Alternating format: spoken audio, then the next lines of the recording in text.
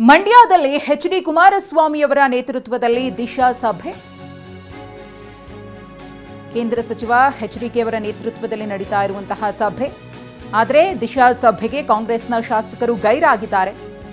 ಶಾಸಕ ಗಣಿಗ ರವಿಯನ್ನ ಹೊರತುಪಡಿಸಿ ಇನ್ಯಾವ ಕಾಂಗ್ರೆಸ್ನ ಶಾಸಕರು ಕೂಡ ಆ ಸಭೆಯನ್ನ ಅಟೆಂಡ್ ಮಾಡಿಲ್ಲ. ಜಿಲ್ಲಾ ಪಂಚಾಯಿತಿ ಕಾವೇರಿ ಸಭಾಂಗಣದಲ್ಲಿ ನಡೀತಾ ಇರುವಂತಹ ಸಭೆ ಇದು. 3ನೇ ಬಾರಿ ನಡೀತಾ ಇರುವಂತಹ ಸಭೆಗೆ ಕಾಂಗ್ರೆಸ್ನ ಶಾಸಕರು ಬಾರದೇ ಇರೋದು ಇಲ್ಲಿ ಚರ್ಚೆಯನ್ನು ಹುಟ್ಟುಹಾಕಿದೆ. ದಿಶಾ ಸಭೆ ಅಂದರೆ ಅಲ್ಲಿ ಸಾಕಷ್ಟು ಅಭಿವೃದ್ಧಿ ವಿಚಾರಗಳಿಗೆ ಸಂಬಂಧಪಟ್ಟಂತೆ ಚರ್ಚೆಗಳಾಗ್ತಾ ಇರುತ್ತೆ. ಅಲ್ಲಿನ ಸ್ಥಳೀಯ ಜನಪ್ರತಿನಿಧಿಗಳ ಉಪಸ್ಥಿತಿ ತುಂಬಾನೇ ಪ್ರಮುಖ ಪಾತ್ರವನ್ನು ವಹಿಸುತ್ತೆ. ಅಲ್ಲಿನ ಸಮಸ್ಯೆಗಳನ್ನ ಕೇಂದ್ರ ಸಚಿವರ ಗಮನಕ್ಕೆ ಮತ್ತು ಅಲ್ಲಿನ ಸ್ಥಳೀಯ ಅಧಿಕಾರಿಗಳ ಗಮನಕ್ಕೆ ತರೋ ನಿಟ್ಟಿನಲ್ಲಿ.